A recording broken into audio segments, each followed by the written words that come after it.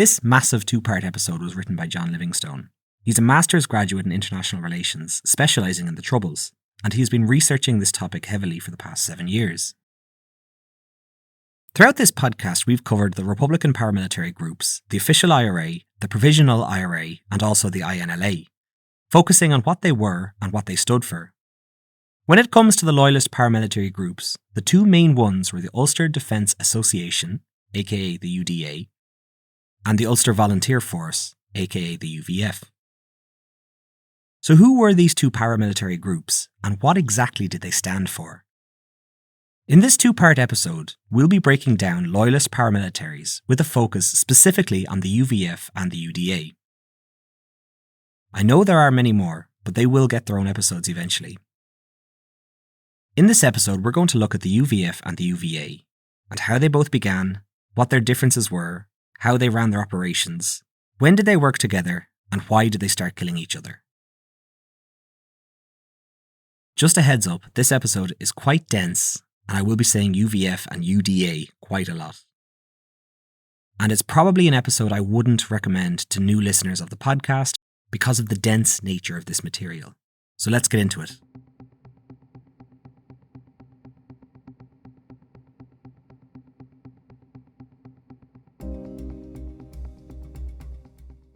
This is the Troubles Podcast, a podcast about the violence and bloodshed that occurred in Northern Ireland, the Republic of Ireland, and Great Britain, as multiple sides and organisations waged a bloody conflict over the status of Northern Ireland. Ever since the period of violence known as the Troubles ended, many of the Loyalist Protestant community claim that there is little care for their cause and what they stood for. One Loyalist research page claimed that the media treated Loyalist paramilitary groups as if they were just one big featureless group, that they all looked alike, they acted alike, and wanted the same thing. But this isn't necessarily true, and least of all when it comes to the UDA and the UVF. Both paramilitary groups had a distinct way of functioning, and they were governed by different rules and regulations. The Ulster Volunteer Force, or UVF as they are locally and universally known, were a Loyalist paramilitary group responsible for over 500 deaths throughout the Troubles, with 2/3 of them being Catholic civilians. The UVF were behind some of the most sinister and notorious killings of the Troubles, including the Miami Showband Massacre, the McGurk's Bar Attack, the infamous Shankill Butchers, and the Dublin Monaghan bombings. The group came to existence in 1966 in Northern Ireland, taking its name from its forebearers, the Ulster Volunteers, which formed in 1912 and were covered in the Edward Carson episode earlier this season. The earlier Ulster Volunteers formed to repel and fight Home Rule and the rising tide of Irish republicanism which was growing by the day in the Republic and would culminate with the Easter Rising of 1916. The more modern UVF, however, was an amalgamation of working class Protestants headed by their leader Gusty Spence, who was also covered a few episodes back.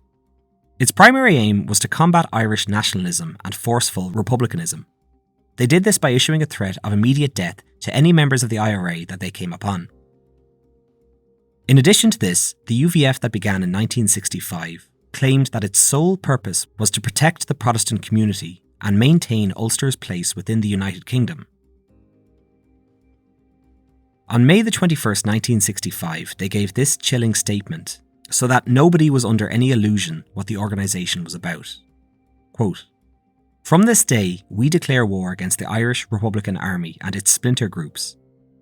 Known IRA men will be executed mercilessly and without hesitation.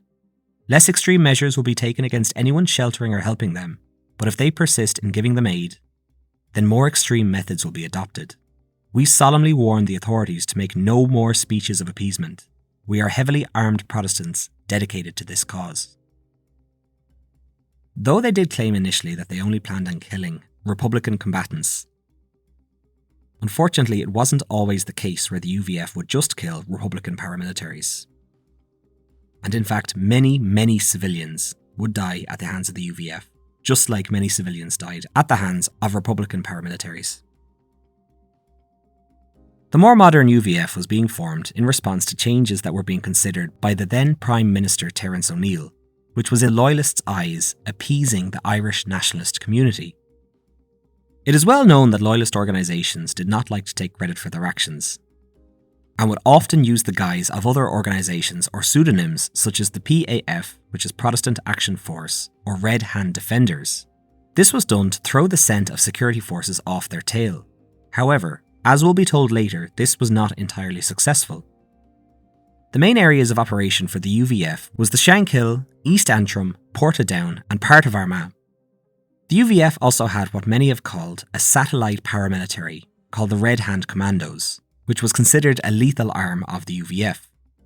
It must be stressed at this point, the Red Hand Commandos were an independent arm of the UVF that had their own command structure and internal organisation. Yet they were in constant lockstep with the UVF. On October 2nd, 1975, the UVF carried out several attacks consisting of bombings and shootings across Northern Ireland, which left 12 people dead. Immediately after this, the UVF was outlawed by Merlin Rees. Later that week, Ulster's security forces, alongside the British Army, swooped down on the Shankill and conducted hundreds of arrests of Loyalist men. This inflamed the Loyalist community and would entrench their mindset of being either betrayed or under siege, and would lead to slogans that would be painted on the side of houses throughout Belfast, saying their only crime was loyalty. At its highest peak, the UVF claimed to have over 1,500 men in their ranks, and a smaller number that were used for combat operations. Remember this number, it's significant when you learn about the numbers in the UDA. So how did the UVF operate? The UVF method of waging war was not entirely unlike their rival counterparts, the IRA. They conducted their military operations via assassinations, home invasion executions, kidnappings, and in particular, no-warning bombings. Their weaponry in the early days has been described by some members as lamentable, as they struggled to get a hold of the advanced weaponry that some of the IRA had at their disposal. It should be stated, though, that at this point the UVF stood out for their bombing strategy. In the summer of 1973, the UVF detonated more bombs than the UDA and the IRA combined. As the Troubles would progress, the UVF used explosives somewhat less, because they had a shortage of operatives who had this experience. This would prove to be a constant problem for Loyalists throughout the Troubles. Much of their primary arsenal included automatic rifles, Browning pistols, frag grenades, and even 12 RPG rocket launchers with 150 warheads. It cannot be underestimated that this was a powerful and highly motivated organisation that was able to spread an amount of terror across Northern Ireland equal to their counterparts, the IRA. In addition to this, they were also willing to show that they could take the violence across the border to the Republic of Ireland with the Dublin and Monaghan bombings. So where does the UDA come in? Beginning in 1971, this group was an amalgamation of organised defence associations. Essentially, it was composed of working-class Protestants who, in their own words, were going to do the job that the government of Stormont and the British Army had failed to do by protecting the Protestant community and taking the war to the IRA, in particular the Provisional IRA, whom this group hated more than any other Republican group. In the early 70s, the UDA's membership exploded, and they were seen in the media patrolling the streets of Belfast in army fatigues with sunglasses, balaclavas, baseball bats, and World War II service pistols. The group would be responsible for over 400 deaths and carried out some of the most infamous killings that took place throughout the entire Troubles. They would host figures such as Charlie Smith, Tommy Heron, Big John McMichael, and Johnny Adair. It wasn't long before membership for the UDA increased dramatically, making it an extremely formidable force, boasting the numbers of nearly 40,000 men within its ranks, compared to the UVF's 1,500. This is a staggering figure. Its motto was law before violence. However, this changed in 1992 when it was outlawed and changed to who shall divide us. The UDA was also unique from the UVF, as it had several units comprised of women attached to its body. The role of these women, as a function within the UDA, has been fiercely contested. Their activity would consist of providing safe houses for UDA men, rallying the community to help form roadblocks, gathering information, and letting their homes be used as storage to hide Loyalists' weaponry. This was a boasting point for the UDA, to show the world that they were more egalitarian than their rivals, the UVF. This made the UDA unique within loyalist paramilitaries, as loyalism as a body has usually been a hyper-masculine movement. The role of women within the UDA would come to an end after the harrowing tale of Anne Ogilby, a loyalist woman who was tortured and then beaten to death by other loyalist women in a romper room for her alleged role in an affair with another UDA man. Anne's death would lead to cries of outrage and disgust throughout Northern Ireland, and will get its own episode eventually. In addition to this, the UDA would often expel or bar Protestants that were affluent or upper class, such as barristers, businessmen, or MPs. They did this because, in their own words, it would retain the spirit of the working class Protestant. The UDA's campaign against the IRA and the Catholic nationalist community began in 1972. Just like their UVF counterparts, the UDA would use a pseudonym when carrying out attacks. They used the pseudonym the Ulster Freedom Fighters to take credit for their actions. They also proclaimed that they would only desist in their violent measures when the provisionals would put down their guns. However, the UDA also claimed, in a poorly hidden warning to the British government, that if Westminster thought that they could pull the wool over the Loyalists' eyes and cut a deal with the IRA and get out of Northern Ireland, the UDA would act as the IRA in reverse, with far more success and far more bloodshed. Throughout the Troubles, the British government, through intermediaries, occasionally engaged in secret talks with paramilitaries in order to try and end the feuding. The UDA saw this as an absolute disgrace. It was apparent that Westminster took these threats seriously, as they were constantly reassuring Loyalists that they had no such intention in cutting a deal with the IRA. In 1974, the UDA took to the streets as part of the Ulster's Workers' Council strike. These strikes effectively brought Northern Ireland to a standstill and saw members of the UDA forming roadblocks and manning checkpoints with what was now their trademark style of camo gear, sunglasses and baseball bats. These displays of strength were particularly audacious moves, because the UDA was showing that they were happy to be very visible on the public stage, showing the people of Northern Ireland that they existed and they meant business. This was in stark contrast to the UVF, who found their strength in the shadows, away from the eyes of the IRA who might wish to assassinate leading members, or from the probing investigations of security services, but we'll get to that later. We have to understand that the UDA was not only highly visible, but they were highly active. Whilst they were manning checkpoints on the streets of Belfast of a day, they were conducting assassinations and pipe bombings at night. This was a highly dangerous organisation, not only for their actions, but for their accessibility to the average working class Protestant. The group prided itself on its working class grassroots background, and would take on those who were politically minded and wanted to defend what they believed was the Protestant way of life. This meant that at their peak, their numbers swelled to a staggering 35,000 men. This attitude of taking in anyone who wanted to join was looked upon in scorn by the UVF, who felt that the UDA lacked professionalism and were thuggish. The UVF believed that when it came to paramilitary members, quality must always trump quantity. This sentiment was perfectly encapsulated by former UVF member and Progressive Unionist Party leader David Irvine, who stated, quote, "I'd sooner be a private in the UVF than a commander in the UDA."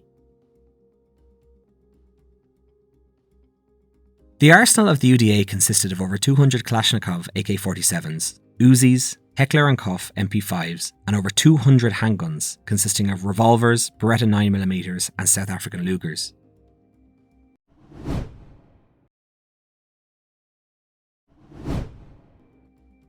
To those who are new to the Troubles, things can all start to look the same very quickly. The flags, the balaclavas and the crowds cheering the gunmen on. This can be even more true of loyalist paramilitaries. At first glance, the UDA and UVF might look identical, with the same enemy and the same goals. But this isn't the case, as we've already covered. There were significant differences between the two groups. The UDA was seen as a mass vigilante group recruiting everyone they could, whereas the UVF were a secretive, self-ascribed counter-terror outfit. The UVF was a far older organisation with its roots going back to 1912, whereas the UDA seemed to explode onto the streets of Northern Ireland overnight. So how did the two view one another? Well, in the beginning, the UVF watched from the sidelines, as the UDA's membership grew rapidly across Northern Ireland. Like the official IRA was concerned about the rise of the provisional IRA, they did watch with caution. And it also has been alleged that they sent UVF men in secret to UDA rallies and UDA meetings to report back to the higher command of the UVF.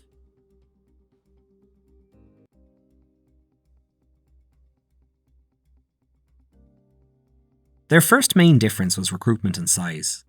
The UDA far outmanned the UVF. And this might have been considered an advantage, but it has also been considered a fatal weakness. Former UDA commander Andy Tyree claimed that because the UDA wasn't choosy at all about who they took into their ranks, many undesirables joined the organisation. Loan sharks, petty criminals, barroom brawlers and the heads of street gangs. This was in stark contrast to the UVF, who were renowned for their selectiveness. Many recruits of the UVF had to have a clean record and, quote, a respectable Protestant upbringing, as well as a sense of political awareness. This led many within the Northern Irish loyalist communities to regard the UVF as a far more professional outfit. It also led many within the UDA to hate the UVF for being elitist, full of themselves, and more importantly, for looking down their noses at members of the UDA. The UVF's scrutiny and recruitment led some within Northern Ireland to think that the UVF were simply a better class of loyalist, professional and focused. However, when one looks at the UVF and sees that their membership included people such as Lenny Murphy of the Shankill Butchers, this throws claims that they are a serious high-class organisation into disrepute. There has been a silent consensus amongst leading writers of loyalism, such as Henry MacDonald and Ian Woods, that the UVF were far superior in their efforts against the IRA than their much larger UDA counterparts. Some have displayed the belief that the UDA were second-rate against the operations of the UVF, who had displayed the ability and the willpower to go into the Republic of Ireland and commit atrocities, as was evident in the Dublin and Monaghan bombings. This claim would be deeply resented by the UDA, as they stress that they were equal if not more effective in fighting the IRA, claiming that they had formidable leaders in their ranks, and they decimated Republicans, such as the shopping list that was written by the former UDA commander Big John McMichael. This shopping list was a list of IRA members and leading Republican politicians and their relatives all to be murdered. The UDA rightly claim that it was this list that really took the fight to the IRSP and the INLA, and the UDA were successful in the fight that they took to them, as was evident in the deaths of INLA Belfast commander Ronnie Bunting and IRSP party member Miriam Daly, both gunned down in their homes by the UDA. However, many critics of the UDA claim that this was not due to the professionalism of them as a paramilitary group, but more so the backhanded help and collusion of British and Northern Irish security services, which is outside of the scope of this episode, but will definitely be covered in future episodes. However, the UVF claimed that while the UDA were committing random sectarian murders, they had also fallen into petty infighting, and they were now fully in the lens of the public eye with their annual marches and displays of strength. The UVF maintained that they had always had the edge of being secretive. Except for the likes of Gusty Spence and Billy Wright, many of their leadership remained in the shadows, whereas the leadership of the UDA was highly visible. There was definitely a strategic element to the UVF's secrecy, and the reason being some had learned some hard lessons. If the Provisionals or the INLA didn't know who you were, then the odds of them gunning you down reduced dramatically. Many learned that to be in the public eye or appear on news stations at night means your enemies could put a face to your name, and the results of this could be fatal. This was seen in the deaths of UVF Belfast commander John Bingham, who was shot to death in his home by the Provisionals, as well as UVF's A Company commander William Frenchy Marchant, who was killed in a drive-by by the Provisionals. There were many other members in the public eye who would meet an untimely end, and the writing was on the wall. To be on the cameras really was flirting with death. Let's talk about their political ventures. It has often been portrayed within the British and Republican media and certain academic circles that the loyalist organisations are purely reactionary, thuggish and with no political nous or orientation. To put it in more crude terms, they just wanted to stick it to the IRA and don't care about the direction of the province as a whole. It would be a lie to say that the UVF and UDA didn't engage in politics, The UVF and UDA have a proven history of being involved in Northern Ireland's political scene. This was most evident with the UDA, as in the 70s they were significantly more devolved than the UVF. Because of its size and numbers, there was greater room for autonomy. So this meant that the UDA could be involved in anything from community work, vigilante street patrols, to being involved in the local trade union disputes, and all the way up to conducting combat operations. Members of the UDA were also willing to stand politically representing their values, and 3 commanders also stood as candidates for election in 1973. This was an approach that the UVF were not as interested in.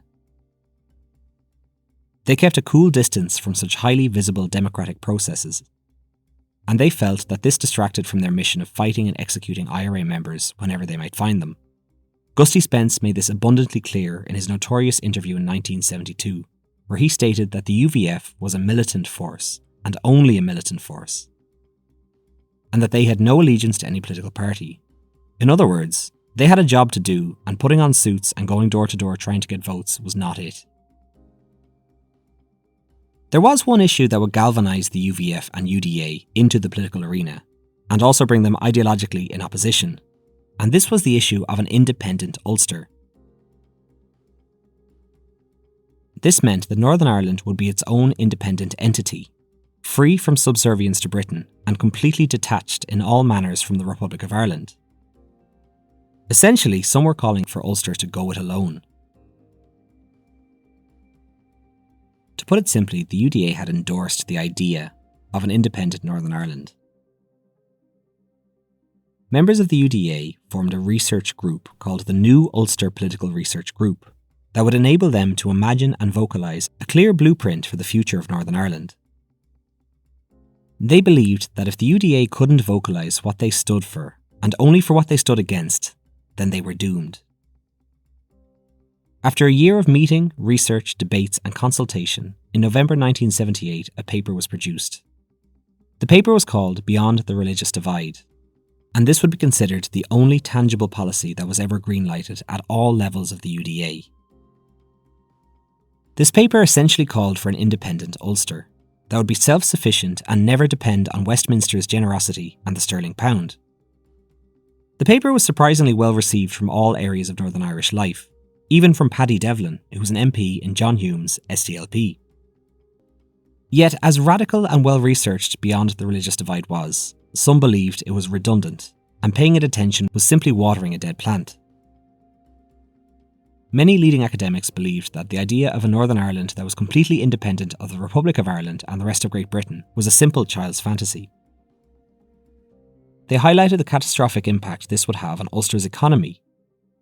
Many feared a research paper like this containing such a proposal would have delighted Westminster's ruling members of the Conservative Party, who saw Ulster as nothing but a drain on England's coffers, which gave little in return. But this proposal was met with absolute rage and fury by the UVF, and members of the UVF who were incarcerated in the Longkesh prison were particularly incensed about this, whilst they were in prison suffering for crimes of loyalty. Gusty Spence let it be known that he had absolutely no interest in an independent Ulster. His logic was that if they are fighting for an independent Ulster, then what is the reason for loyalism? They were loyal to the United Kingdom under the rule of the British government and Her Majesty the Queen. If they have an independent Ulster, then all their struggles are for naught. How are they loyalists if they're loyal only to themselves? How could they say on one hand that they were as British as the people of London, and then on the other say that they were completely independent and wanted nothing to do with the Republic or the UK?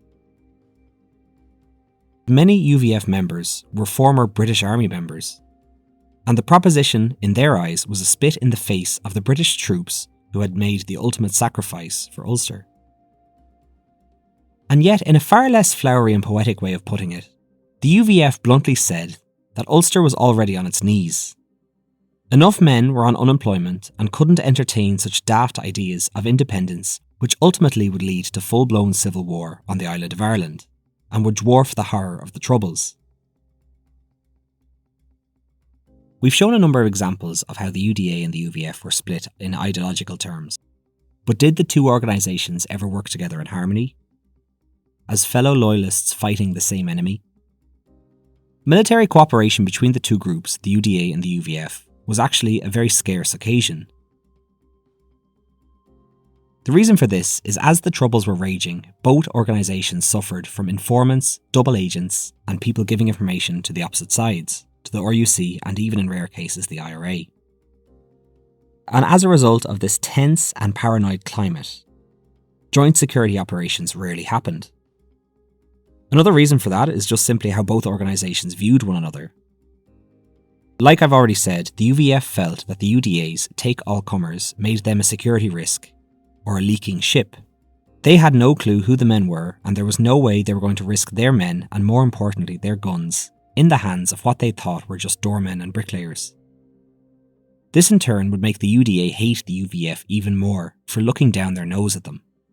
And yet despite their rivalry and antagonistic nature, there were some signs of cooperation, such as joint commemorations where the UVF and UDA men would march and fire their rifles, especially on Remembrance Sunday. Another thing that has to be taken into account is that these men weren't living on different sides of the border or peace walls. They lived side by side in the same communities, they worked together, and more often than not they drank in the same pub. So there would have been a level of coexistence, but not exactly cooperation. Possibly the point of peak cooperation between the two groups was in 1991, with the formation of the Combined Loyalist Military Command. This would serve as an umbrella organisation between the UDA and the UVF, so they could act in lockstep together and confirm with one another.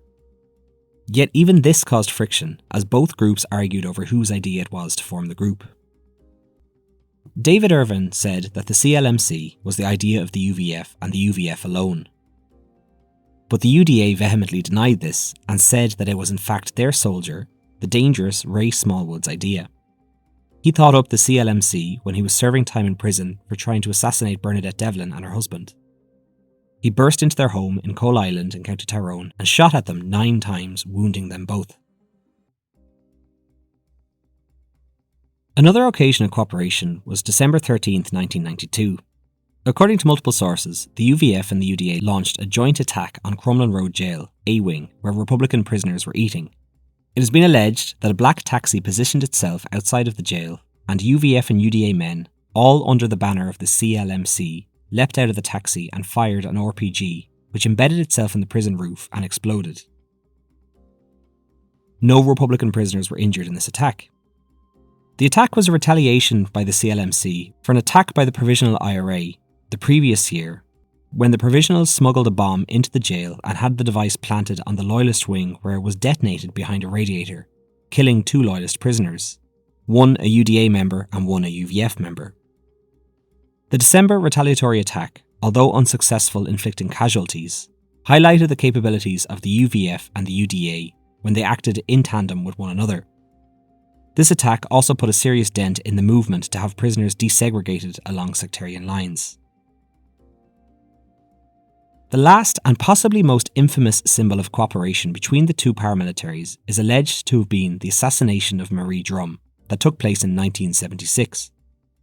Marie Drum was a Sinn Féin politician who was loved by nationalists as she was equally loathed by the Loyalists. However, she wasn't just a Sinn Féin politician, she was what many would call a firebrand speaker. Some believed she was just as inflammatory and sectarian as Ian Paisley was, with her shouts that people should not shout up the Ra, they should join the Ra being the IRA. And her most infamous of all was "We will destroy this town," Belfast. This was in regard to IRA prisoners not receiving special status as political prisoners and not criminals. The more she urged people to take up arms, the more Loyalists saw her as more than just a Sinn Féin politician with a loudspeaker. This was made glaringly clear when on the 28th of September, while Drum was recovering at Mater Infirmarium Hospital, 2 young male doctors in white coats and clipboards walked into her room, and whilst she was in her bed, the 2 doctors pulled out 2 pistols and shot her to death in her bed. The 2 men escaped out the back of the hospital, leapt into a blue car and vanished. The Drum killing highlighted to the Loyalists what the UDA and UVF could achieve when they channeled their resources together. It's fair to point out that the Provisionals took note of this event and evidently thought what's good for the goose is good for the gander. And they did something similar 5 years later. killing Reverend Robert Bradford.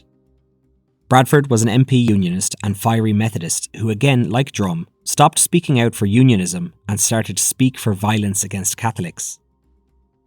He was shot dead by the IRA in his office, along with caretaker Kenneth Campbell.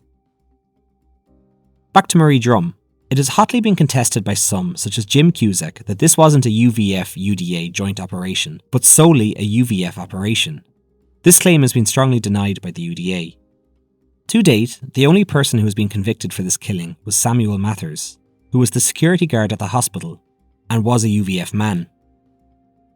And the case of who this operation belongs to is something still being argued to this day. In 1993, the CLMC suffered a PR calamity in the assassination of Sinn Féin councillor Eddie Fullerton. The UDA had launched a secret mission. 3 armed men in camo gear went up to Buncrana in County Donegal. They took a sledgehammer to Fullerton's front door at 2 a.m. in the morning and shot him 6 times as he came down the stairs to investigate the noise. This reflected badly on the UVF because 1, it damaged a ceasefire that the UVF were trying to hold, and 2, the UDA acted with complete autonomy and kept the mission to themselves. This event led to the CLMC being deemed a redundant, useless organisation, and it was then dissolved. All that was left was the UDA, the UVF, and their own mutual hatred and mistrust of each other. In this episode, I've explained the difference between the UDA and the UVF, and how for some it was class, for some it was idealism, and there were many, many things that separated the two groups. In the next episode, we're going to talk about aspects of their relationship which would define the peace process and even change the social fabric of some parts of Northern Ireland. It would also leave a trail of devastation in its wake, with bodies of loyalists scattered around the province. The story of their own internal feuding will be told on next week's episode. Thanks, and see you next time.